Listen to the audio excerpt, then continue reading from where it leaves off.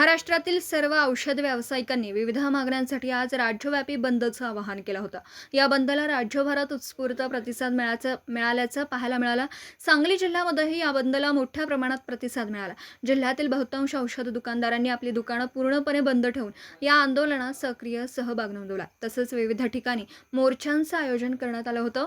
या मोर्चामध्ये औषध व्यावसायिक संघटनेचे अनेक पदाधिकारी, नेते सहभागी झाले होते. त्यांनी आपल्या मागण्यांकडे शासनाने गांभीर्याने लक्ष देण्याची मागणी केली. संबंधित प्रश्नांवर लवकरात लवकर सकारात्मक निर्णय न घेतल्यास आंदोलन तीव्र करण्याचा इशाराही यावेळी देण्यात आला. या आंदोलनामुळे दिवसभर औषध दुकानं बंद राहिल्याने सर्वसामान्य नागरिकांना काही प्रमाणात अडचणींचा सामना करावा लागला. पत्रकार Rajendra Shinde, Zee News. All India organisation of chemist and druggist association चे माननीय अध्यक्ष जगन्नाथ शिंदे यांच्या नेतृत्वाखाली भारत बंद केमिस्टचा आज आव्हान केलं होतं. ऑनलाईन औषधी विक्री बंद व्हावी ह्या प्रमुख मागणीसाठी आज बंद केला होता. ऑनलाईन औषधी विक्री ही कोणत्याही फार्मसिस्टच्या देखरेखीखाली होत नाही.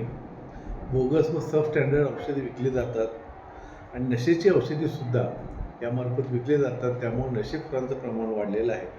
याचा परिणाम सर्व ग्राहकावरती आणि लोकांच्यावरती होत असल्यामुळं ऑनलाईन औषधी विक्री बंद व्हावी ही प्रमुख मागणी आहे. ग्राहकांच्या निगडीत असल्यामुळे ह्या मागणीला सर्वच देशभर जोर केलेला आहे. सांगली जिल्हा केमिस्ट अँड ड्रगिस्ट असोसिएशननं सुद्धा आज भव्य मोर्चा काढून काळ्या फिती लावून आज जवळजवळ 4,000 केमिस्ट बांधवांनी ह्या मोर्चामध्ये सहभाग घेतला होता आणि जिल्हाधिकारी कार्यालयावरती जाऊन ह्या मोर्चाचं नेतृत्व विजय पाटील, विनायक शेटे, भरत सावंत, सागर साठे, सचिन सकळे या प्रमुखांनी केलं होतं.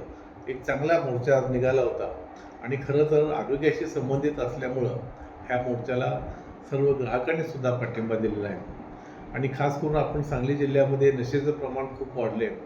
आपण प्रत्येक वेळेला आदरणीय चंद्रकांत दादासुद्धा म्हणतात नशेखोरीचं प्रमाण कमी व्हायला पाहिजे आणि ह्यासाठी आमची केमिस्ट संघटना नेहमीच आपल्या अशा अनैतिक गोष्टीला पाठिंबा देत नाही. प्रिस्क्रिप्शनशिवाय औषध देत नाही. फार्मासिस्ट दुकानामध्ये असतो. या सगळ्या गोष्टी होत असताना ऑनलाईन औषधी विक्री होऊन नशेचं प्रमाण वाढाले म्हणून कुठल्याही परिस्थितीत ऑनलाईन विक्री बंद व्हावी असं या निमित्तानं आम्ही जिल्हाधिकारी निवेदन दिले. इव्हन खासदार विशाल पाटील दादा आले होते. त्यांनाही या बाबतीत आम्ही सांगितले आणि त्यांनी आम्हाला अभिवचन दिले की संसदेमध्ये हा विषय मी नक्कीच मांडतो. अशा पद्धतीनं आता हा भव्य दिव्य मोर्चा निघालेला आहे.